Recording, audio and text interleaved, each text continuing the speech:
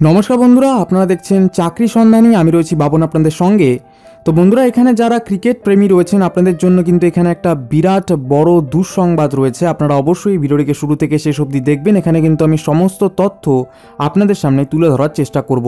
তো বন্ধুরা, দেরি না করে চলুন শুরু করা যাক আজকের এই ভিডিওটি।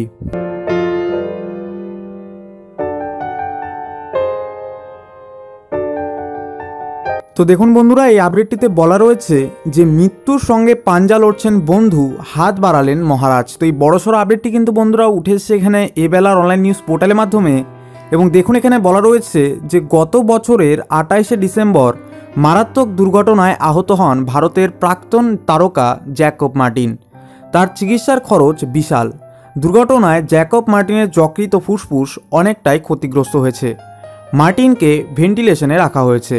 দৈনিক 70,000 টাকার দরকার তার।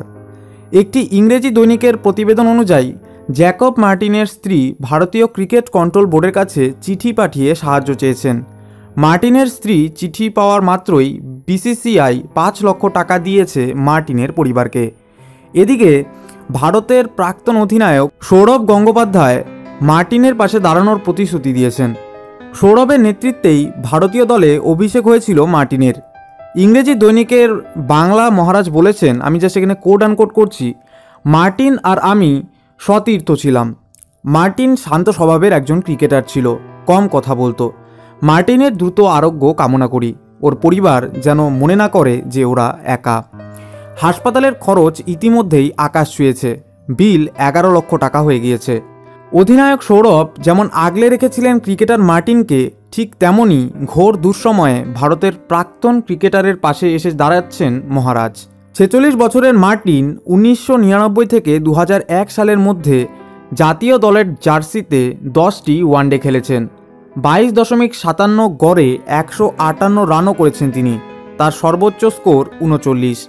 ডানহাতি ব্যাটসম্যান মার্টিন পার্ট টাইম স্পিনারের কাজও করতে পারতেন। সেই মার্টিন এখন কঠিন সময়ের মধ্যে দিয়ে যাচ্ছেন। তো তার কিন্তু এখানে দ্রুত আরোগ্য কামনা করি আমরা সকলেই। এবং এখানে আমাদের মহারাজ, আমাদের ক্রিকেট মহারাজ তথা সৌরভ গাঙ্গুলি কিন্তু এখানে সাহায্যের হাত বাড়িয়ে দিয়েছেন এবং তিনি এটাও বলেছেন যে তার পরিবার যেন মনে না করে যে তারা একা। অবশ্যই আমরা সকলেই কিন্তু তার পাশে রয়েছি। তো বন্ধুরা, আমি এই ভিডিওটিকে আর লেন্দি করছি না। ভিডিওটি দেখার জন্য আপনাদের সকলকে অসংখ্য ধন্যবাদ।